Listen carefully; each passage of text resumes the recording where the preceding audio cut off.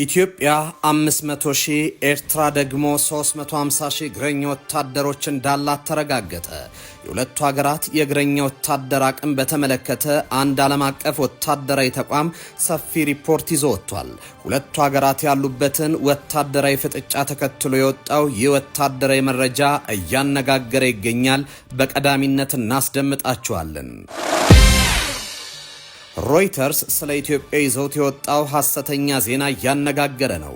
በግብፃውያን ሪፖርተሮች ሆነ ተብሎ የተጻፈው ድርሰት ኢትዮጵያ ላይ ግብፅ፣ ኤርትራና ሱዳን በጋራ ዘመቻ እንዲከፍቱ ለማድረግ ታስቦ መሰራቱ አነጋጋሪ አድርጎታል።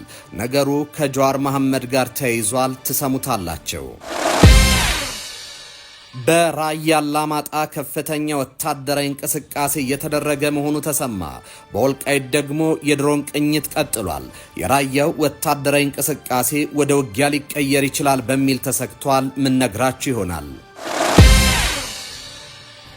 የራሽያና የኢትዮጵያ ግንኙነት በቀጠናው ጉልህ ስፍራ እየያዘ እንደሚገኝ ተሰማ። ሞስኮ ከቀጠናው ሀገራት ሁሉ አዲስ አበባ መርጣለች። ጤና ዴስክ ነው። የዕለቱን ዜናዎች ይዘን ቀርበናል። ቻናላችንን ላይክ፣ ሼር እና ሰብስክራይብ ታደርጉ ዘንድ በመጋበዝ ወደ ዝርዝር ጉዳዮቹ ተሻገርኩኝ። ኢትዮጵያ 500 ሺህ ኤርትራ ደግሞ 350 ሺህ እግረኛ ወታደሮች እንዳሏት ተረጋገጠ። የሁለቱ ሀገራት የእግረኛ ወታደር አቅም በተመለከተ አንድ ዓለም አቀፍ ወታደራዊ ተቋም ሰፊ ሪፖርትን ይዞ ወጥቷል። ሁለቱ ሀገራት ያሉበትን ወታደራዊ ፍጥጫ ተከትሎ የወጣው የወታደራዊ መረጃ እያነጋገረ ነው። ኢትዮጵያ 500 ሺህ ኤርትራ ደግሞ 300 ሺህ እግረኛ ወታደሮች እንዳሏት ተረጋግጧል። የሁለቱን ሀገራት የእግረኛ ወታደር አቅም በተመለከተ አንድ ዓለም አቀፍ ወታደራዊ ተቋም ሰፊ ሪፖርት ይዞ ወጥቷል። ሁለቱ ሀገራት ያሉበትን ወታደራዊ ፍጥጫ ተከትሎ የወጣው የወታደራዊ መረጃ ኢትዮጵያ በወታደር ቁጥር ከአፍሪካ አንደኛ ደረጃ በዓለም ደግሞ 9ኛ ደረጃ ላይ መቀመጧን ሪፖርቱ አመላክቷል። የወታደራዊ መረጃ ምንጭ የሆነው ግሎባል ፋየር ፓወርን ጠቅሶ ቢዝነስ አፍሪካ ኢንሳይደር እንደዘገበው ከሆነ ኢትዮጵያ መከላከያ ጦር በብዛት ከአፍሪካ አንደኛ ከዓለም 9ኛ ነው ብሎታል። ኢትዮጵያ በአፍሪካ ከፍተኛ የወታደር ቁጥር በመያዝ አንደኛ ደረጃ ላይ የተቀመጠችው 500 ሺህ ጦር በማስመዝገብ ነው። ግማሽ ሚሊዮን ጦር ካላ ከኢትዮጵያ በመቀጠል ግብፅ 438500 በማስቆጠር ከአፍሪካ ሁለተኛ ከዓለም ደግሞ 13ኛ ደረጃ ላይ ተቀምጣለች። እንዲሁም ሞሮኮ 400 ሺህ ጦር በማስመዝገብ ከአፍሪካ 3ኛ በዓለም 16ኛ ደረጃ ላይ ተቀምጣለች።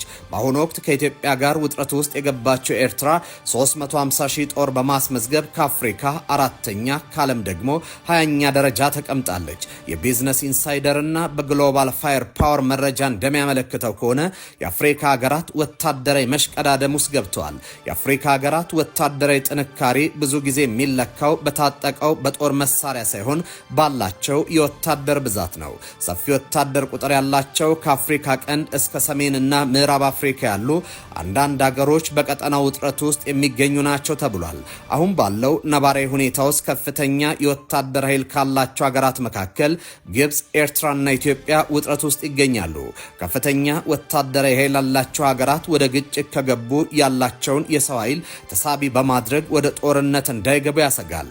ለዚህም ከፍተኛ ወታደር ያላቸው ኢትዮጵያና ኤርትራ በየፊናቸው ዝግጅት እያደረጉ ነው። እንደ ግሎባል ፋየር ፓወር መረጃ መሰረት ከአፍሪካ በቀዳሚነት የተቀመጡት እንደ ኢትዮጵያ፣ ግብፅና ኤርትራ ያሉ ሀገራት የሰለጠነ የታጠቀና በማናቸውም ጊዜ ለመዋጋት ዝግጁ የሆኑ ኃይል አላቸው። ሀገራቱ ያላቸው ወታደራዊ ኃይል የተጠባባቂ ወይም የሚሊሻ ክንፎች ያላቸው ሲሆን ይኸውም በግጭት ወቅት ወደ ግንባር ሊሰማራ የሚችል ነው ተብሏል። ሮይተርስ ስለ ኢትዮጵያ ይዞት የወጣው ሐሰተኛ ዜና እያነጋገረ ነው። በግብፅ ሪፖርተሮች ሆነ ተብሎ የተጻፈው ድርሰት በኢትዮጵያ ላይ ግብፅ፣ ኤርትራና ሱዳን በጋራ ዘመቻ እንዲከፍቱ ለማድረግ ታስቦ መሰራቱ አነጋጋሪ አድርጎታል። ነገሩ ከአቶ ጀዋር መሐመድ ጋርም ተያይዟል። ኢትዮጵያ በአጎራባች ሱዳን ውስጥ ለሚገኘውና ከሱዳን ወታደራዊ መንግስት ጋር እየተዋጋ ለሚገኘው ለሱዳን ፈጥኖ ደራሽ ጦር በሺዎች የሚቆጠሩ ተዋጊዎችን እንዲያሰለጥ የሚመጥን ኢትዮጵያ ሚስጥራዊ ካምፕ እያዘጋጀች ነው ሲል ሮይተርስ ዘግቧል። የእርስ በርስ ጦርነቱ ውስጥ ከምትገኘው ሱዳን ጋር በሚጎራበተው ቤንሻንጉል ጉሙዝ ክልል ውስጥ የሱዳን ፈጥኖ ደራሽ ኃይል የስልጠና ካምፕ መገንባቱን ከምንጮችና ከሳተላይት ምስሎች ማረጋገጡን የዜና ወኪሉ ሮይተርስ አስታውቆ ነበር። የተባበሩት አረብ ኤምሬቶች ስልጠና ተሰጥበታለች በተባለው በዚህ ካምፕ ውስጥ የሚገኙ አብዛኞቹ ምልምሎች ኢትዮጵያዊ እንደሆኑ ሮይተርስ የዘገበ ሲሆን ይሁንና ዜናው የፖለቲካ ሸፍጥ ያለበት መሆኑን ተንታኞች አስረድተዋል። በተለይም ጀዋር መሐመድ ጉዳዩን የማራገቡ ጉዳይ አስገራሚ አድርጎታል። የፖለቲካ ተንታኞች ይህ ዜና ተቃዋሚ ወገንን መስማት የሚፈልገውን ፈብርከው እየጻፉ ራሱንም ሀገሩንም ወደ ገደል አፋፍ እንዲገፉ እያደረጉ እንደሆነ መረዳት አይከብድም ብሏል። ይህ የሮይተርስ ምርመራ ዘገባ ካይሮ በሚገኙ 4 ጋዜጠኞች ተባባሪነት ሆነ ተብሎ የተፈበረከ ነው። እነዚህም አሌክሳንደር ዳዚያዶስ፣ ናፊስ ኢሊታር እንደዚሁም አህመድ ሻበሌ ናቸው። ከዚህ በተጨማሪ እርስ በርሱ የሚጋጩ ብዙ ህጸጾች ያሉበት ሲሆን በዓለም ታዋቂው የወታደራዊ መረጃ ተንታኝ ጄንስ ራሱ ምንም አይነት ወታደራዊ እንቅስቃሴ እንዳላየ ገልጿል። ይህን የሳተላይት ምስል እንዳገኙት ሁሉ ወታደራዊ እንቅስቃሴ ማለትም ስልጠና፣ ማጓጓዣና ሌሎች በምስል መታየት ነበረባቸው። ለሲቪል አገልግሎት የተገነቡ የሰራተኞች መኖሪያዎች ሁሉ ወይም በሰው ሰራሽ አስተውሎት የተቀናበረ ምስል እንደ ወታደራዊ ካምፕ ተቆጥሮ የተተነተነበት አውድ ልክ አይደለም ሲሉ ታዛቢዎች ለኢትዮ ዴስክ ተናግረዋል። በራያ አላማጣ ከፍተኛ ወታደራዊ እንቅስቃሴ የተደረገ መሆኑ ተሰማ። በወልቃይት ደግሞ የድሮን ቅኝቶች ቀጥሏል። የራያው ወታደራዊ እንቅስቃሴ ወደ ውጊያ ሊቀየር ይችላል በሚልም ተሰግቷል። በአላማጣ ከተማና አካባቢው ከፍተኛ የሆነ ወታደራዊ እንቅስቃሴ እየተደረገ ነው። በከተማዋ የነዋሪዎች እንቅስቃሴ መገደቡ የተገለጸ ሲሆን የህወሓት በርካታ ታጣቂዎች በከተማው እንደሚንቀሳቀሱም ታውቋል። የከተማው ከንቲባ እንዲሁም ነዋሪዎች ስለ ሁኔታው መረጃ እየሰጡ ሲሆን አሁን ያለው ሁኔታ የጦርነት ደመና ነው ሲሉ ገልጸውታል። ከዚህ በተጨማሪም ታጣቂዎች የኢትዮጵያን ሰንደቅ ዓላማ ማንሳታቸውንና የህወሓት መለያ መስቀላቸውን ጨምረው ገልጸዋል።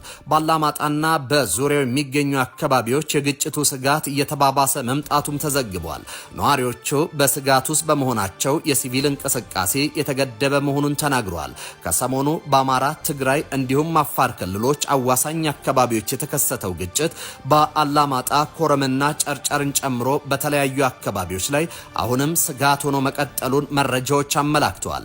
ምንም እንኳ የኢትዮጵያ ሰብአዊ መብት ኮሚሽን ጥር 23 2018 ባወጣው መግለጫ በትግራይ፣ አማራና አፋር ክልሎች አንዳንድ አዋሳኝ አካባቢዎች ለተከሰተው ግጭትና ወታደራዊ እንቅስቃሴ በግጭቱ ተሳታፊ የሆኑ ሁሉም አካል ችግሩን ከሚያባብሱ ድርጊቶች እንዲቆጠቡና ልዩነቶች በህግ መሰረት በምክክርና በመግባባት ለመፍታት እንዲሰሩ ቢያሳስብም የታጣቂዎቹ እንቅስቃሴ ግን ከቀን ወደ ቀን እየጨመረ መምጣቱን የተገለጸው ሪፖርተር ያነጋገራቸው የአላማጣ ከተማ ከንቲባ ሆነው ተሹሞ የነበሩት አቶ ዝናቡ ደስታና ኃይሉ አበራ የማህበረሰቡ ስጋት እንዲሁም የታጣቂዎቹ እንቅስቃሴ እየተባባሰ ከመሆኑ ውጪ ባለፉት ጥቂት ቀናት ምንም አይነት የተሻሻለ ነገር አለመኖሩን ይገልጻሉ።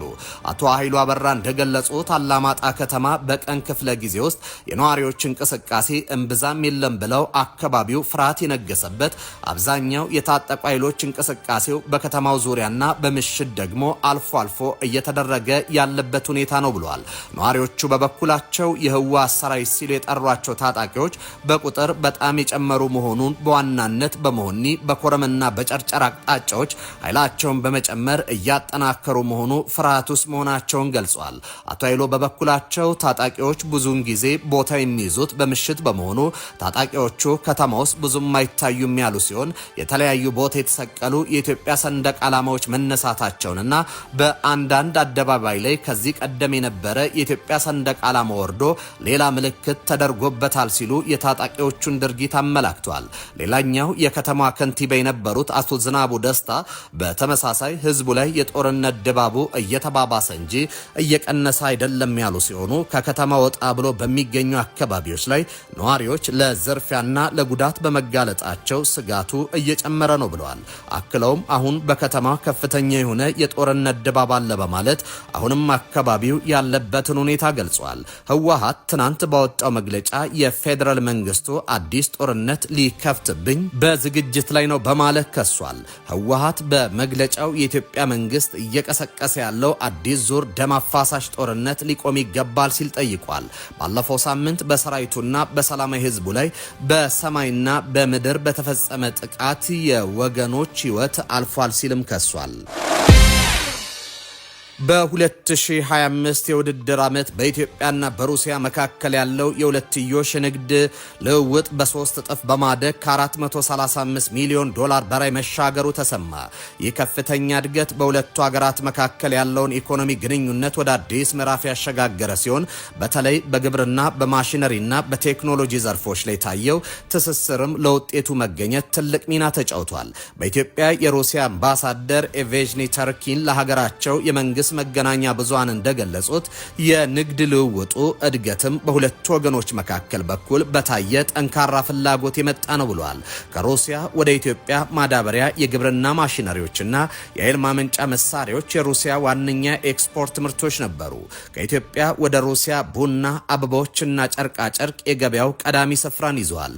ቡና የሁለቱን ሀገራት የንግድ ግንኙነት ዋነኛ ምልክት ሆኖ ብቅ ብሏል። በተለይም ሲዳማና ሐረር የተሰኙ የኢትዮጵያ ቡና ዝርያዎች በሩሲያ ሸማቾች ዘንድ ከፍተኛ ተቀባይነት አግኝተዋል። እንደ አምባሳደሩ መረጃ ከሆነ በ2024 የነበረው የ46 ሚሊዮን ዶላር የቡና ሽያጭ በ2025 ወደ 123 ሚሊዮን ዶላር ማደጉን ተናግረዋል። ተመልካቾች ለሰዓቱ የነበሩን ዜናዎች እኚህ ነበሩ። በያላችሁበት ሰናይ ጊዜ ይሆንላችሁ።